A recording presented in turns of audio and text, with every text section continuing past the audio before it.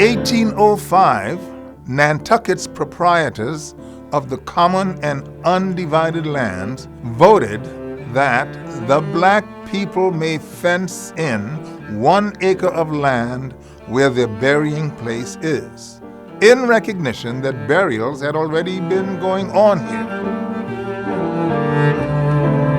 In 2007, a group of friends of the cemetery, including people with family members buried here, with the support of the Nantucket Historical Association, placed a Nantucket boulder with a bronze marker in the cemetery. The stone and its placement in the cemetery were the gift of Augusto C. Ramus, otherwise known as Augie, also known as my father.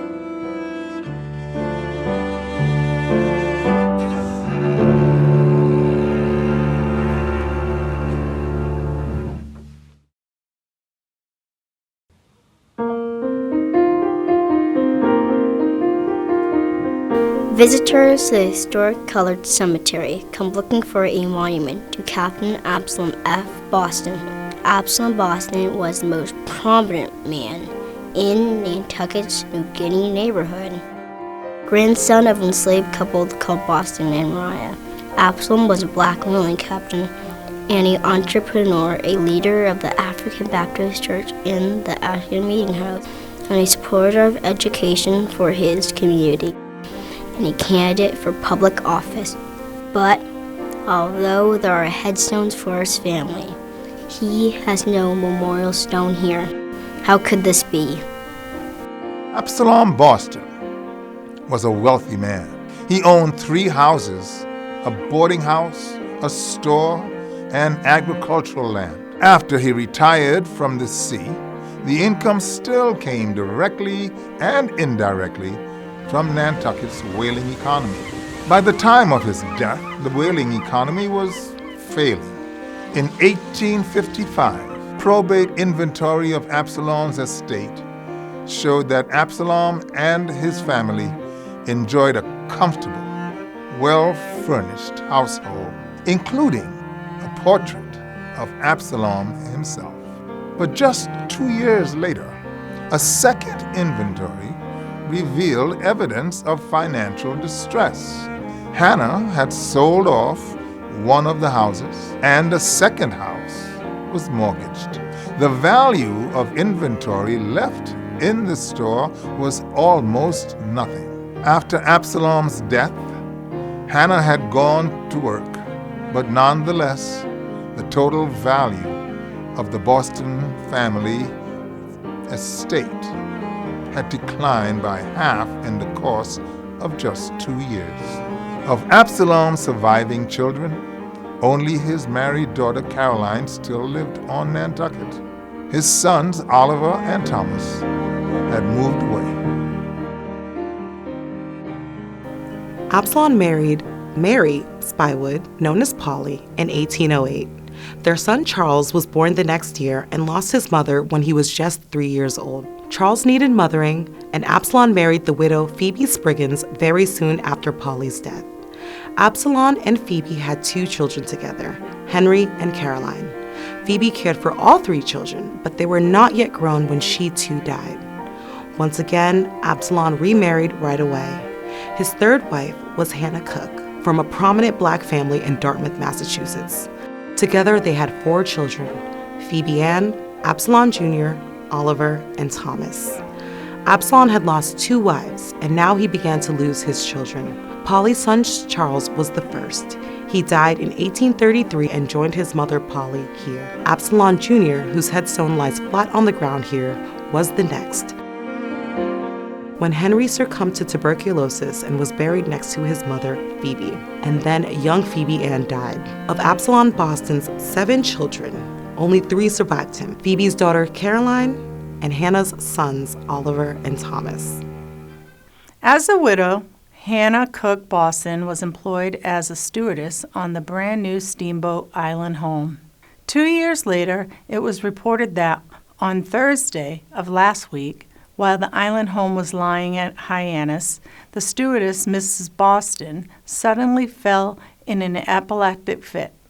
She remained speechless until Sunday, when death terminated her sufferings. Her funeral on Tuesday was attended by all belonging to the boat and a large number of citizens. There are no headstones in the cemetery for Absalom Boston and Hanna Cook Boston. All by herself, Caroline did not have the means to memorialize her father and stepmother.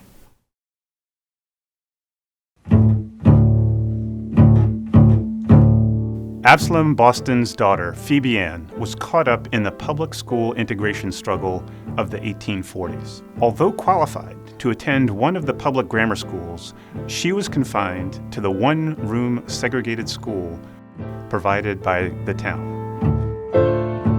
In 1843, integrationists won a majority of seats on the school committee.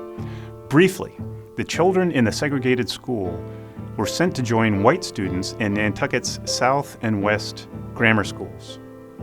The backlash came in 1844 when the town re-elected hardline segregationists to the school committee. On an April morning that year, school committee representatives showed up at the grammar schools, singled out black students, and ejected them from the classrooms. Nantucket's black community responded to the indignity with a school boycott, withholding their children from the segregated school. Some white families joined them, keeping their own children out of the Nantucket public schools. The following year, the Massachusetts legislature passed a law prohibiting discrimination in the schools. The 1845 law provided parents recourse to sue on behalf of children excluded from equal education. The town of Nantucket made it clear that the school committee did not intend to obey the new law. Absalom Boston then began legal proceedings against the town of Nantucket on behalf of 17-year-old Phebe Ann. Consideration of the case was delayed by an entire year, pushing the Nantucket black community's boycott into a second year. Finally, in 1846, a newly elected school board moved to permanently integrate the Nantucket public schools. Absalom Boston dropped his suit on behalf of Phebe Ann. Phebe Ann was 18 years old. Did she finally enroll in one of the island's grammar schools? There is no record. What we do know is that Phebe Ann's life was cut short. She only lived 3 more years.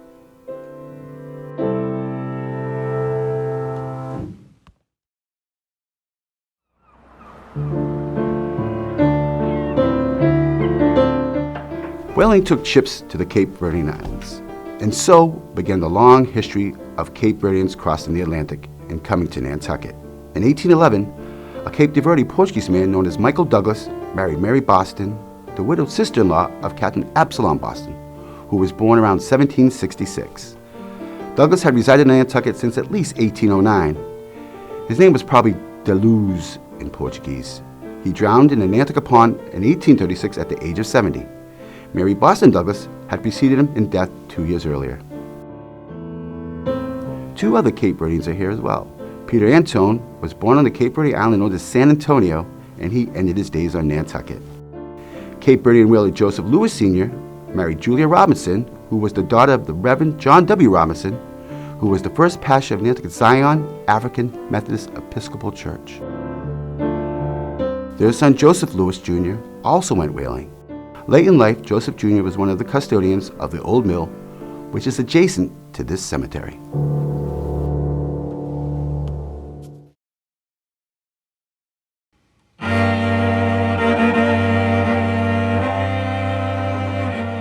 The story of Arthur Cooper conjures up one of the most dramatic days in Nantucket's history. Arthur Cooper was a fugitive from enslavement in Virginia who came to the island in 1820. Having first landed in New Bedford sometime between 1815 and 1818.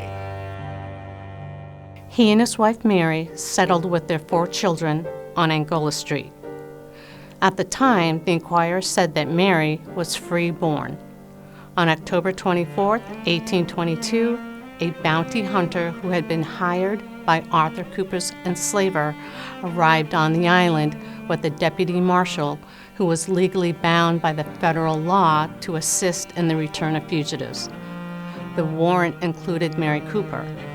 Their children, ranging in age from 3 to 13, were to be seized as the children of enslaved people.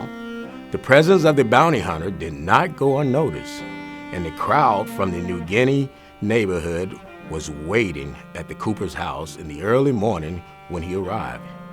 The crowd was determined to prevent the re-enslavement of the family.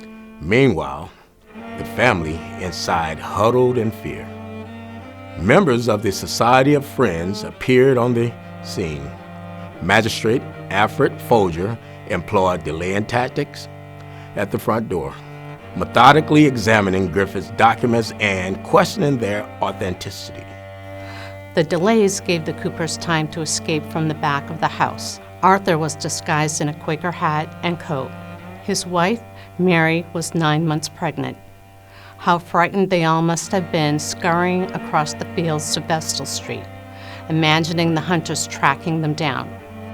The Coopers were hidden in the white community for several weeks in case the bounty hunters would return.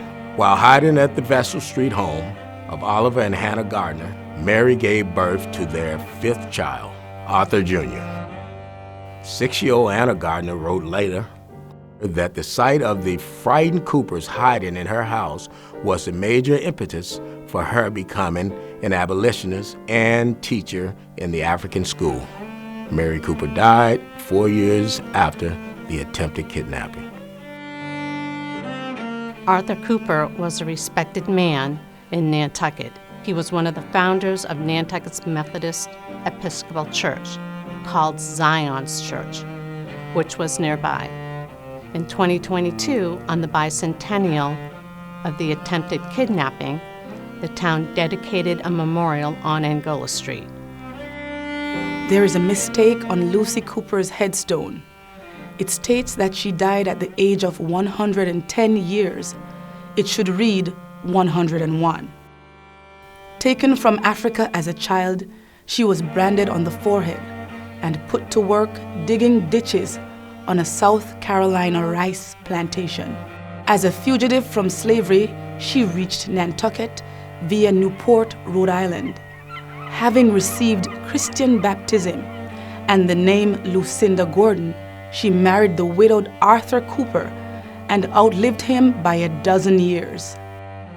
Enslaved before the American Revolution, she survived until after the Civil War. According to Mary Starbuck, later a founding member of the Nantucket Historical Association, she and other white children living near the Cooper's home organized a drive to pay for the headstone for Lucy Cooper, and in the process learned firsthand about covert racism, when some of their requests for contributions were rebuffed.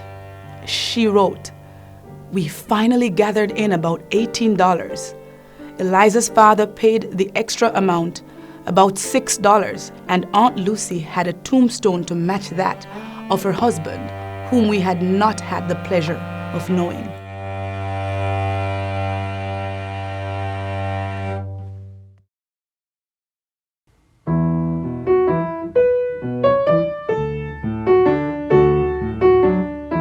In 1830, Pennsylvania-born John Barber and his Irish wife Anne were breaking the law by living on Nantucket with their children, Sarah Ann, age 3, and infant Rebecca.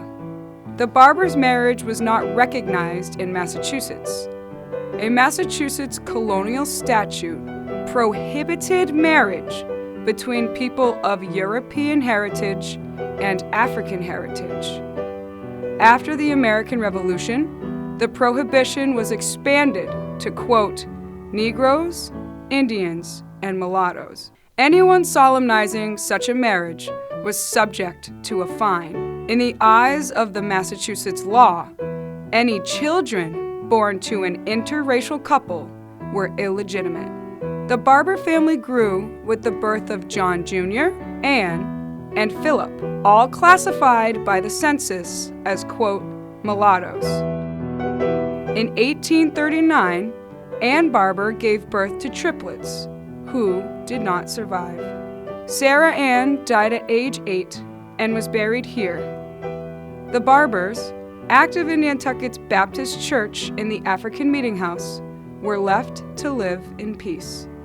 John Barber lived to see the Massachusetts law that stigmatized his family repealed in 1843.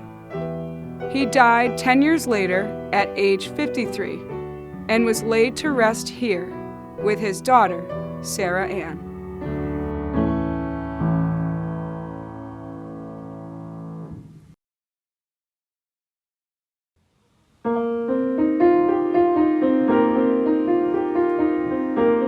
When the captain of the New Bedford whaling ship Rising State died at sea, Edward J. Pompey took command and brought the ship back to port in 1837, making him one of Nantucket's 2 whaling captains of color.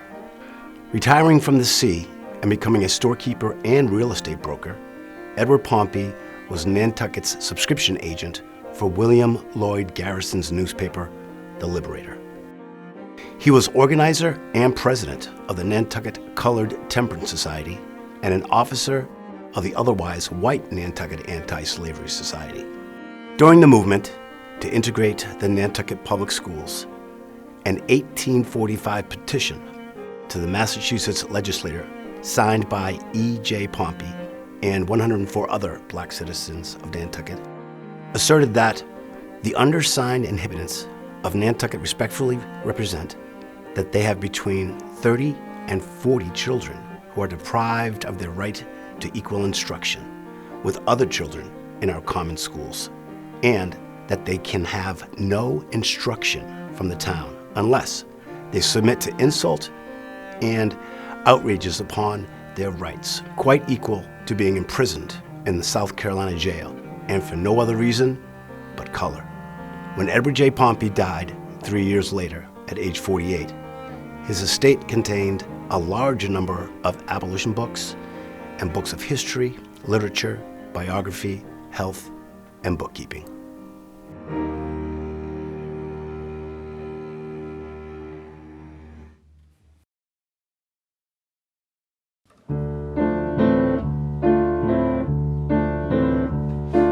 Here lies a very brave man. The Reverend James Crawford was born into slavery in Virginia. His mother, Mary, was enslaved by James's father. Mary was herself the child of a white enslaver and her African-American mother.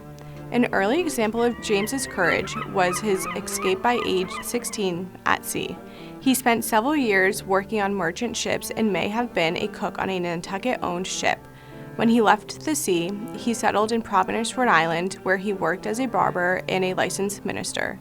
In 1848, he accepted an invitation to become pastor of the Baptist Church at the African Meeting House on Nantucket. He served the congregation for 42 years.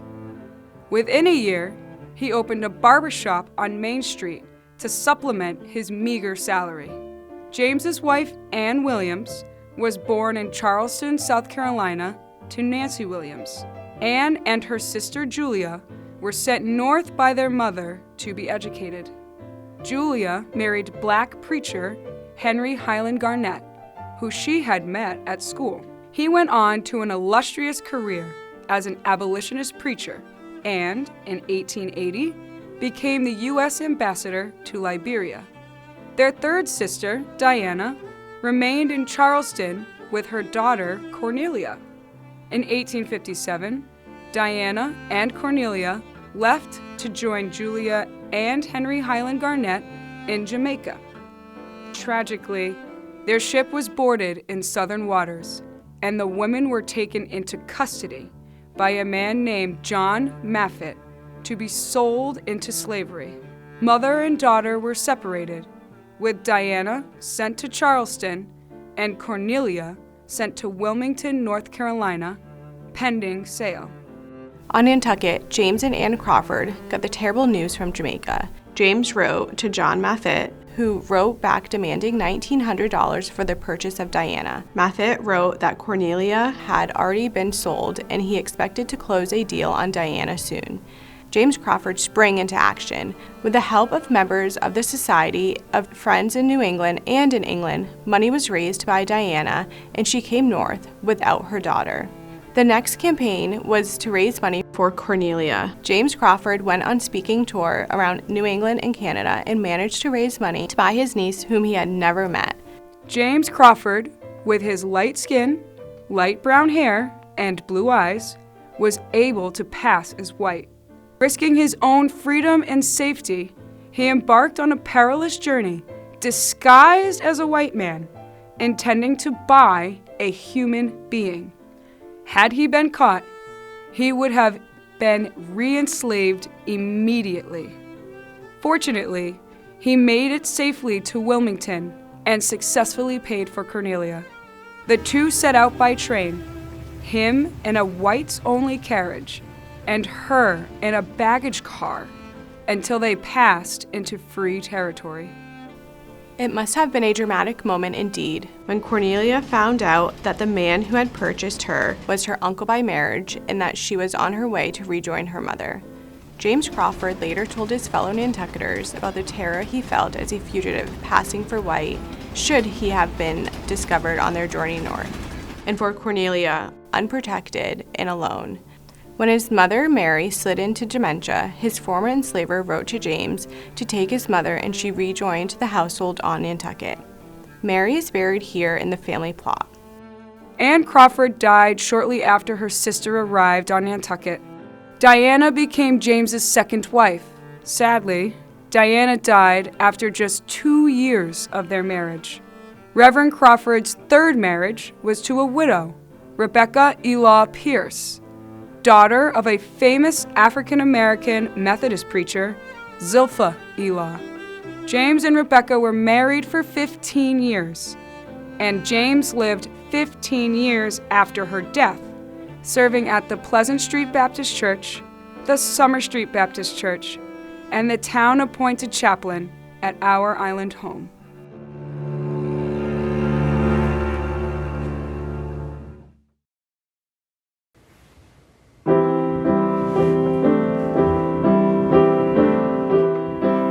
Eunice Ross was the youngest of the 5 children of African-born James Ross and his wife Mary Pompey Ross.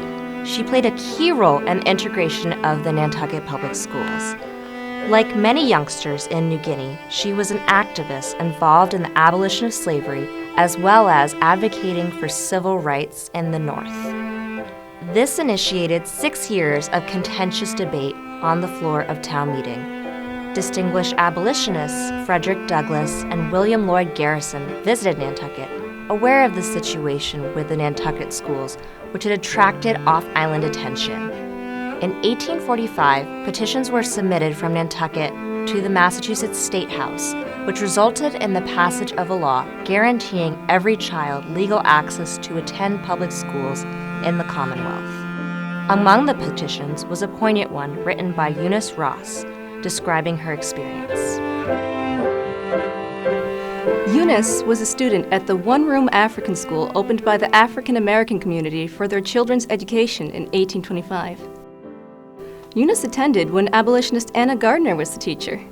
She passed the required entrance examination to become part of the first class of Nantucket High School, but Eunice was barred by a vote at the 1840 annual town meeting from attending due to her color.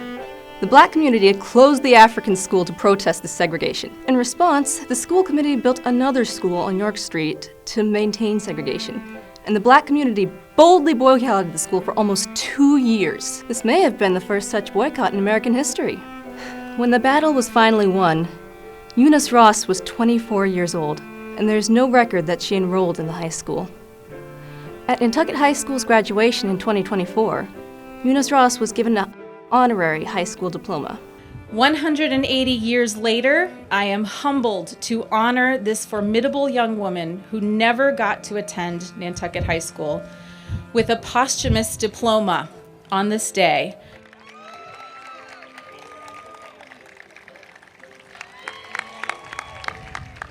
Little is known of the rest of Eunice Ross's life. She was probably supported by her family members, including Sarah Ross, buried next to her sister. Sarah spent 63 years in domestic service. Maria, another sister, worked for the steam ship for many years, and she may also have contributed to her sister's support.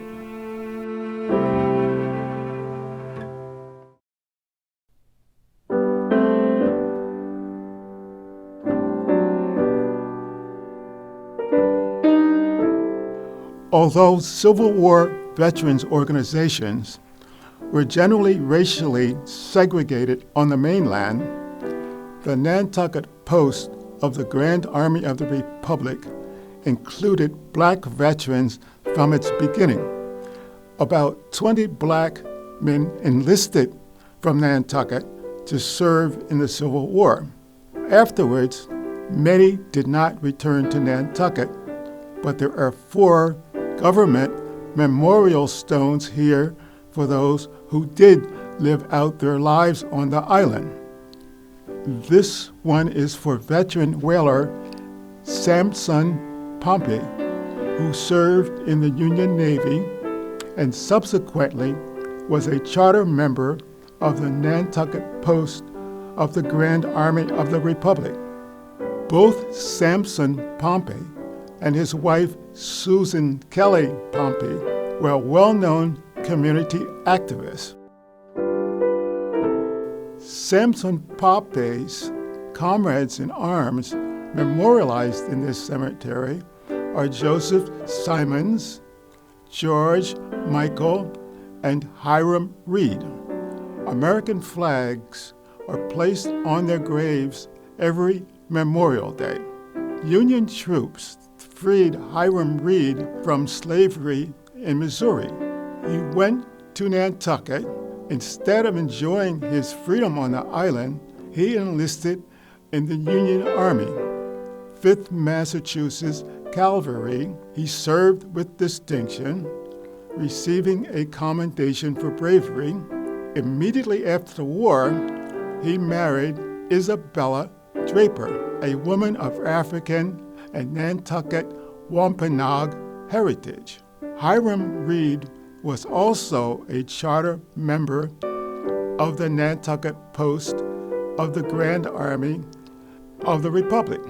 He and Samson Pompey, in their uniforms, appear in photographs of the assembled Nantucket veterans as late as 1909.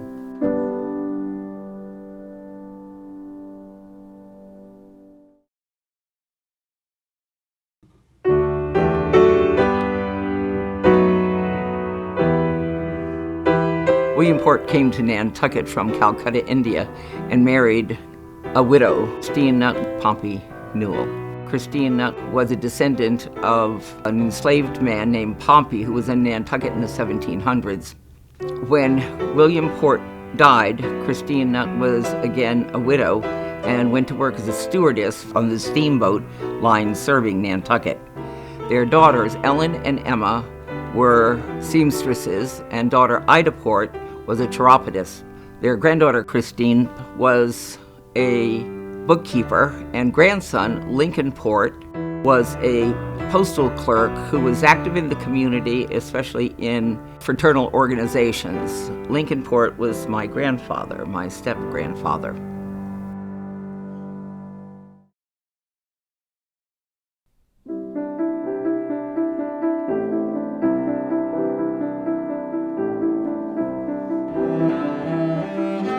Charles Grant was born in Kingston, Jamaica, while his wife Rachel Seeker's birthplace was Winslow, Maine. At the time of Rachel's birth in the mid-1850s, the African-American population on Maine was tiny. On Nantucket, they opened a saloon on South Water Street. During Prohibition, it became a restaurant. The Grants continued to own the property and rented it out to the proprietors of the Opera House Bar and Restaurant. With 80 years of operation, the property was the oldest black-owned business on the island. At 75 years old, the chicken box is just catching up. Charles Grant Jr. was appointed Nantucket's fish warden. His Georgia-born wife, Ruth, supported Nantucket's community of black domestic workers and organized annual summer events to support the Summer Street Baptist Church. She lived until 1985, and with her burial, the grand family group was complete.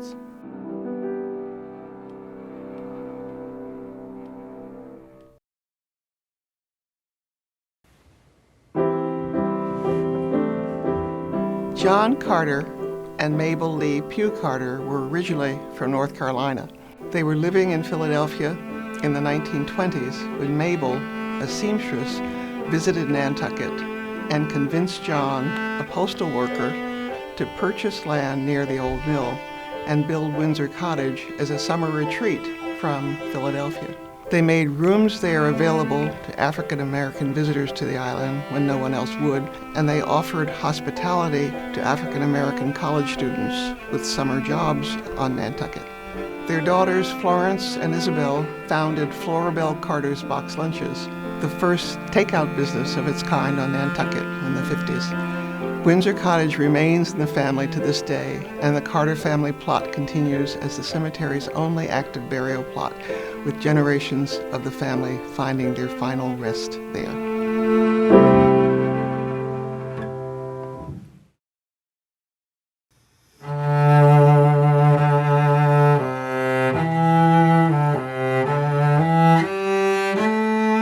Wilkes Square, in front of the Nantucket American Legion Hall, was named for Francis Leroy Wilkes. Frank Wilkes was a 21-year-old Coast Guardman whose ship was torpedoed off the coast of Wales in World War I. It went down with all hands. Frank's body was not recovered.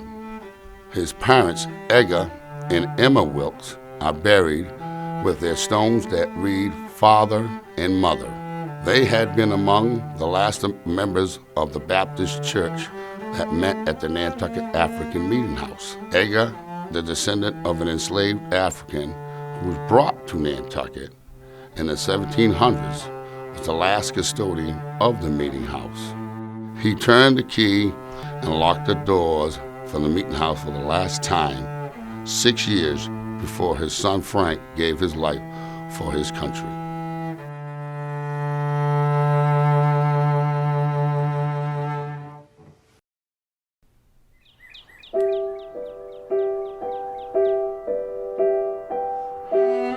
There are many people who found their last resting place here whose graves are not marked. Perhaps their grave markers were wooden and perishable. Some grave markers have fallen and grown over. Some have likely been carried away. One bearing the date 1798 was last seen in the 1960s. The cemetery fell into disrepair, with no one taking responsibility for its upkeep until 2002, when it was documented by 4 students of Barber Ann White, a teacher at Cyrus Pierce Middle School, with the assistance of the Nantucket Water Company. The cemetery is now administered by the Nantucket Cemetery Commission and is a member of the Black Cemetery Network. Among the people we know to have lived and died in Nantucket, and who probably were interred here, were at least 8 Pacific Islanders. There were also New Guinea residents whose names and lives are unfamiliar to us, nearly but not quite entirely lost. Here, at least, are the names of some of them: Lippy Dingle, Lucinda de Blush, Pascal de Grasse, Eliza Tota, Rada Porridge, and Venus Peters. Esther Pompey, killed by lightning in 1788. Susan Simons, found dead on the common sand near Beacon Light, south of the creeks in 1836. Daniel and Andress Gardner, whose seagoing sons Joseph and Oliver died in New Orleans mysteriously in 1837. Most notable in its absence is any memorial to Geoffrey Summons, who became a prosperous resident of New Guinea and provided the land for the African Meeting House with the proviso that a school be kept in it forever. May they all rest undisturbed in this venerable ground.